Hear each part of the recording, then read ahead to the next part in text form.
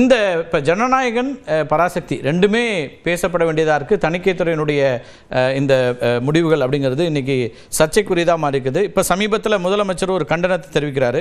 CBI, இடி, ID மாதிரி இப்போ எந்த ஒரு இதுவும் இருக்கா அப்படிங்கிற ஒரு கேள்வி அவர் எழுப்பியிருக்காரு, கண்டனங்களை தெரிவிக்கிறாரு. ராமசாமி எப்படி பார்க்குறீங்க? இதுக்கு வந்து ஒரு இவ்வளவு முக்கியத்துவம் கொடுத்து 2 திரைப்படங்கள், ஒரு ஜனநாயகன் திரைப்படத்தினுடைய தடைக்காக துஷார் மேத்தா அளவுலலாம் வர வேண்டி இருக்கிறதா அப்படின்னு கேட்குறாங்க. அதுக்கு பின்னாடி அரசியல் தானே இருக்கு அப்படின்னு கேட்குறாங்க. பாரத மன்னருக்கும் தமிழ் மக்களுக்கும் முதற்கண் வணக்கம். மிக முக்கியமாக சினிமாவிற்காக ஒரு அவசரம் அப்படின்றத பார்க்கும்போது தமிழக முதலமைச்சர் அவர் வந்து மதுரையில் திருப்பரங்குன்றத்துக்கான என்ன அவசரம் காமிச்சாங்க அப்படின்னு, அங்கே வந்து தனியாக மக்கள் வந்து போய் தீபம் ஏற்றணும் இல்லை, தீபம் ஏற்றுறது அப்படின்னு ஒரு கோயில் சார்ந்த விஷயம். அங்கே வந்து தேவஸ்தானம் வந்து போய் விளக்கேற்றலாம் அப்படின்ற இதுக்கு இன்னைக்கு வரைக்கும் ஸ்டே கிடையாது. டிவிஷன் பெஞ்சிலையும் ஸ்டே கிடையாது, சிங்கிள் ஜட்ஜோட ஆர்டருக்கு அகேன்ஸ்டாகவும் ஸ்டே கிடையாது. ஆனால் இன்னைக்கு வரைக்கும் ஏற்றலை. அது அவர்கள் நியாயம் என்று கருதுகிறார்கள், அவர்கள் சரி என்று கருதுகிறார்கள். அப்போ அவர்கள் வந்து தார்மீகமாக இந்த கேள்வி கேட்கறதுக்கு முதலமைச்சர் இதர் திமுக தலைவராகவோ இல்லை முதலமைச்சராகவோ இது கேட்பது சரி கிடையாது அப்படின்றது என்னோட பார்வை. ஏன்னா ஒரு கான்ட்ரடிக்டரி பொசிஷன் ஸ்டேட் வந்து நாங்கள் அப்பீலுக்கு எங்களுக்கு டைம் இருக்குது, ஸ்டேவே வாங்காமல் இன்னைக்கு வரைக்கும் அவங்களால அதை ஹோல்ட் பண்ணும்போது இன்னைக்கு சிபிஎஃப்சி அவர்கள் வந்து ஒரு வழக்கை பதிவு செய்து இதற்கான மேல்முறையீடை அவர்கள் அணுகிறார்கள் அப்படின்னா அது சரி அப்படின்னு பார்க்கணும். அது அப்சல்யூட்லி ஈக்குவல் வேற.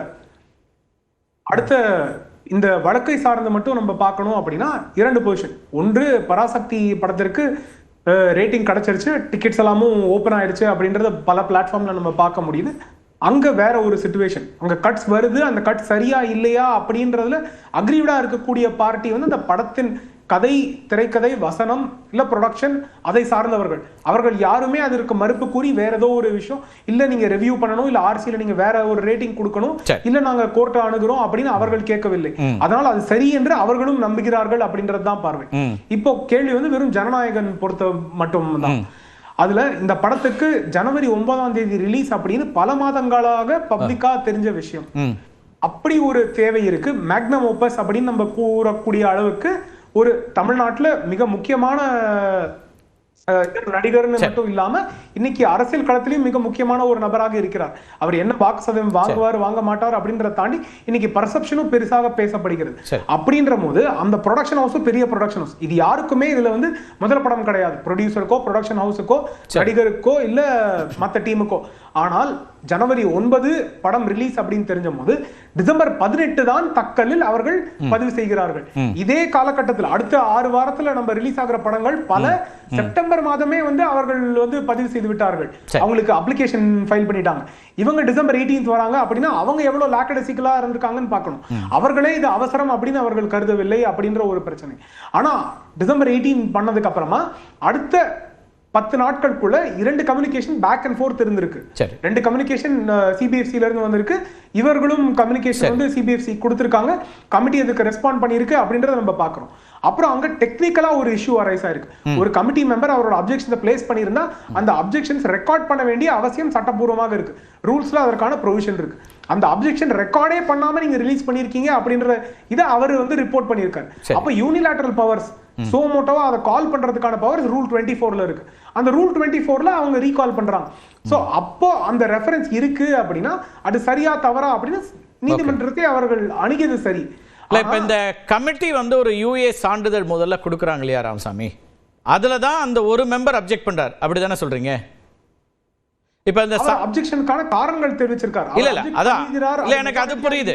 இல்ல எனக்கு அது புரியுது. அப்ஜெக்ட் பண்ணேனா அந்த அப்ஜெக்ஷன்ஸோட காரணங்கள் ரெக்கார்ட் பண்ணப்படவே இல்லை அப்படி ஒரு பிரச்சனை. இல்ல அது ரைட். அந்த ரெக்கார்ட் பண்ணாதது யாருடைய தவறு? யாருடைய தவறாக வேணா இருக்கலாம். ஆனா இல்ல சார், ரெக்கார்ட் பண்ணாதது கமிட்டியோட தவறு தானே, சென்சார் போர்டோட தவறு தானே, அந்த போர்டுல இருந்த கமிட்டியோட தவறு தானே, அது நான் புரிஞ்சுக்க விரும்புறேன். டெஃபினட்டா அப்ப அந்த மாதிரி ஒரு தவறு நடந்தால் அந்த தவறை கேள்வி கேட்க வேண்டிய அது ரெண்டாவது அந்த உறுப்பினர் கேள்வி கேட்கிறார், அவருக்கு உரிமை இருக்குங்கிறீங்க, சட்டப்படி உரிமை இருக்கு, ரைட். அப்ப அந்த கமிட்டி முடிவு செஞ்சு ஒரு சான்றிதழ் கொடுக்குறாங்களா, யூஎன் சொல்றாங்க இல்லையா, அப்ப அதுக்கு யார் பொறுப்பு இருக்கிறது? அதை வச்சுதானே அந்த நிறுவனம் வந்து அடுத்தடுத்த கட்ட நடவடிக்கைகள் எடுக்குது, ரிலீஸ்க்கு போறாங்க. அதுக்கான இன்டிமேஷன் அடுத்தது இருக்குல்ல. இப்போ ஒன்றும் இல்லை, ஒரு படத்தை ரிலீஸ் பண்ண போறோம், ஒரு படத்தை பண்ண போறோம் அப்படின்னா எல்லாருக்குமே சிபிஎஃப்சியில் என்ன டைம் லைன்ஸ் கொடுத்துருக்காங்க அப்படின்னு தெரியும் அவங்களுக்கு. அந்த இ சினிமா போர்ட்டல்ல அவங்க அப்லோட் பண்றாங்க. இதெல்லாம் இருக்கட்டும் சார், டைம் லைன் என்ன வேணா இருக்கலாம். ராமசாமி யூஏ கொடுத்த பிறகு ரிவிஷனுக்கு போறது இதான் முதல் முறை அப்படிங்கிறார் ஆர்கே. இந்திய வரலாற்றில், தணிக்கைத்துறை வரலாற்றில் அப்படி நடக்கல. ஒரு சான்றிதழ் கொடுத்த பிறகு அதுக்கப்புறம் அந்த கமிட்டியில் இருக்கக்கூடிய ஒரு மெம்பரே வந்து அப்ஜெக்ஷனை கொடுத்து ஒரு பெட்டிஷனை போடுறாரு அப்படிங்கிறாரு. அப்ப இந்த கமிட்டி தவறு செய்திருக்கிறதா அப்படிங்கிற முதல் கேள்வி வருது. அதை அப்ரூவ் பண்ணி யூஏ சான்றிதழ் கொடுத்த கமிட்டி தவறு செய்திருக்கிறதா, அவரோட அப்ஜெக்ஷனை ரெஜிஸ்டர் பண்ணாம விட்டுட்டாங்களா, ஏன் விட்டாங்க அப்படிங்கிற தவறுகள் யார் பக்கம் இருக்கு?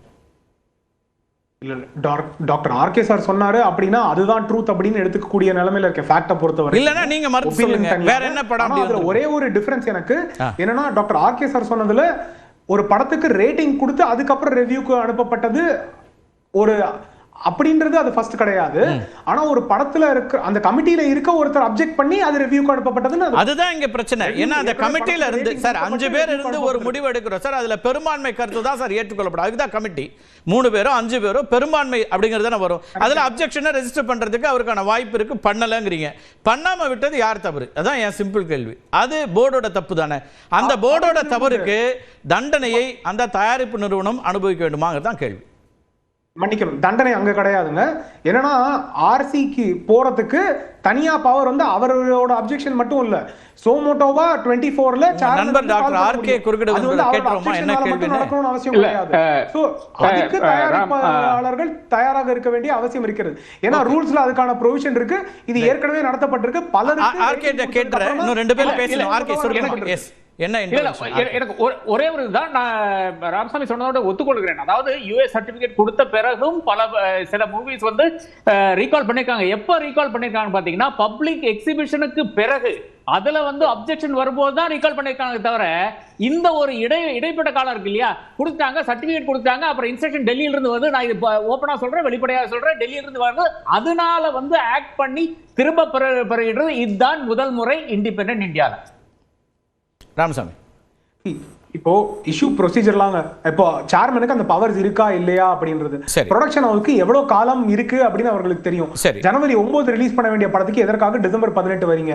இப்ப இதே பராசக்தியும் அதற்கு முன்னாடி போனாங்க, மத்த படங்கள்லாம் போனாங்கல்ல. இப்ப அடுத்த 6 வாரம் பிப்ரவரி வர படம் செப்டம்பர்ல அப்ளிகேஷன் ஃபைல் பண்ணிட்டாங்க. இவர்கள் இத்தனை வருஷம் எக்ஸ்பீரியன்ஸ் இருக்கும் போது நாங்க லாஸ்ட் மினிட்ல தான் வருவோம் அப்படின்னா அதுவும் தவறு.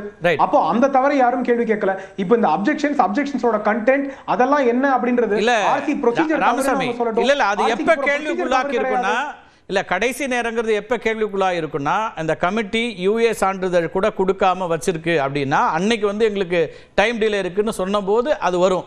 ஆனா கமிட்டி ஒரு முடிவை எடுத்துருச்சு சார், அப்ப அதுக்கான நேரம் இருந்திருக்குன்னு தானே அர்த்தம். நேரம் காலம்ங்கிறத யார் தீர்மானிக்கிறது? இல்ல அவர்கள் இன்னைக்கு படத்தோட உரிமையாளர்கள் கேட்கறது இவ்வளவு லாஸ்ட் மினிட்ல பண்ணலாமா அப்படி. நான் சொல்றது ஜெனரலாவே பிரிஸ்கிரைப் டைம் லைன்ஸ் கொடுத்திருக்காங்க சிபிஎஃப்சி. அவங்க ரூல்ஸ்ல பிரிஸ்கிரைப் டைம் லைன்ஸ் கொடுத்திருக்கும் போது ஒரு தெளிவா பிளான் பண்ற ப்ரொடக்ஷன். சரி ஓகே, இன்னைக்கு சிங்கிள் ஜட்ஜ் ஒரு ஆர்டர் கொடுத்த பிறகு அத உடனே ஓவர்டர்ன் பண்ணணும்ன்ற அளவுக்கு அதுல என்ன சிக்கல் இருக்குன்னு நினைக்கிறீங்க? யார் இந்த முடிவு எடுக்கறாங்க? சிங்கிள் ஜட்ஜ் ஆர்டர் வந்துச்சு சார், உடனே அதை வந்து அப்பீல் பண்ணணும் அப்படிங்கிற முடிவை யார் எடுக்கிறா? ஒண்ணும் இல்ல, அது எடுக்கிறதுக்கான சிபிஎஃப்சி தானே. அப்பீலண்ட் யாரு? சிபிஎஃப்சி தான் எடுக்க வேண்டிய. சிபிஎஃப்சி எடுத்து உடனடியா துஷார் மேத்தா இங்க வந்துட்டாரா? இதுக்கு அப்பியராக வந்துட்டாரா? ஃப்ரீயா இருந்தாரா அவரு? அவர் விசில தானே அப்பியர் ஆனாரு. அதான் சார் விசி தான் சார். அவருக்கு எவ்வளவு வழக்கறிஞர் இருக்கும். நம்ம வழக்கறிஞர் ராமசாமியை நான் வந்து சொல்லதிகாரத்துக்கு வர வைக்கிறதுக்குன்னா எவ்வளவு பிஸியா இருக்காரு அவரு. அதுக்கு இடையில வந்து சரிங்க விசில வாங்கன்னு சொல்றோம்ல, அப்ப துஷார் மேத்தா வர மாட்டார், பிஸியா இருக்க மாட்டாரா? அந்த கஷ்டம் கிடையாது. இது வந்து ஒரு முக்கியமான கேஸ் அப்படின்னு சிபிஎஃப்சி நினைக்கிறாங்க.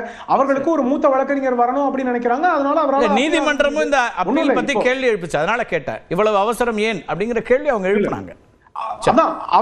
ஏன் அப்படின்னா பொதுமக்கள் பார்க்க கூடாது அப்படின்னு ஒருத்தர் அந்த கமிட்டியில கருதுகிறார். அவர் ஏதோ ஒண்ணு தவறாக இருக்கிறது, ஒரு டிஃபென்ஸ் ரிலேட்டடான ஒரு சிம்பலிசம் யூஸ் பண்ணப்பட்டிருக்கு, இல்ல இது என்ன சில எக்ஸப்ட்ஸ் இருக்கு, குழந்தைகள் சில இடத்துல பயன்படுத்தி இருக்காங்க அந்த இது அப்படின்றாங்க. அப்ப அது முக்கியமானது அப்படின்னு சிபிஎஃப்சி நினைக்கிறனால அவங்க கேக்குறாங்க. இப்ப எனக்கு இன்னொரு கேள்வி, இதை மட்டும் முதல் கட்டத்தில் எடுத்துக்கிறேன், பேசலாம் நம்ம மத்த 2 பேரோட கருத்து கேட்டு வந்துடுறோம். எனக்கு ஒரு கேள்வி இருக்கு. இப்ப 5 பேர் அதுல இருந்தாங்களா மெம்பர்ஸ் இந்த கமிட்டிங்கிறது? 5 பேர்ல 4 பேர் சொன்ன கருத்தை சிபிஎஃப்சி எடுத்துக்கல, ஒருத்தரோட கருத்துக்கு தான் முக்கியத்துவம் கொடுக்குது சிபிஎஃப்சி அப்படின்னு புரிஞ்சுக்கணுமா? அவங்களோட உறுப்பினர்கள், நான் வெளியில சொல்லல. இல்ல அவங்க ஒருத்தரோட கருத்துக்கு முக்கியத்துவம் கிடையாது, அந்த 4 பேரோட ரூலா இருக்கும். எங்க வித்தியாசம்னா ஒருத்தர் வந்து ஒரு அப்ஜெக்ஷனை ரெக்கார்ட் பண்ணணும்னு நினைக்கும் போது அந்த ரெக்கார்டை நாங்க பண்ணவே முடியாது அப்படின்னு ஒரு தவறு செய்தால் எதையோ ஒண்ணு மறைக்க நினைக்கிறார்கள் அப்படின்ற ஒரு தவறு பிரச்சனை வருகிறது. அதனால அது கேள்விக்கு உள்ளாக்கப்படுகிறது. பேசலாம். அதாவது நீதியரசர் ஆஷா என்ன சொல்றாங்கன்னா, நீங்க முடிவு எடுத்துட்டதுக்கு அப்புறம் திருப்பியும் ஒரு முடிவு எடுக்க முடியாது, உங்களுக்கு அதிகாரம் இல்லைன்னு சொல்லல. ஆனா கமிட்டி ஒரு முடிவு எடுத்ததுக்கு அப்புறம் சேர்பர்சனுக்கு அது ஜூரிஸ்டிக்ஷன் இருக்கான்னு கேட்டிருக்காங்க, நீதிமன்றமும் கேட்டிருக்கு. எல்லாரும் வந்து என்னங்க இது இவ்வளவு முக்கியமா கோர்ட்டை அது ஹைகோர்ட்டை பிரஷர் பண்றீங்க, அப்புறம் எஸ்எல்பி வேணும்ன்றீங்க. மேல சுப்ரீம் கோர்ட் என்ன சொல்லுதுன்னா, நீங்க நேரம் கொடுத்துருக்கணும் சிபிஎஃப்சிக்கு, அவங்களுக்கான பதில் மனு தாக்கல் பண்றதுக்கு போதுமான நேரத்தை கொடுக்கலங்கிறதையும் சொல்லி அது கரெக்ட். அதே பேசலாம். மற்ற 2 பேர்ட்ட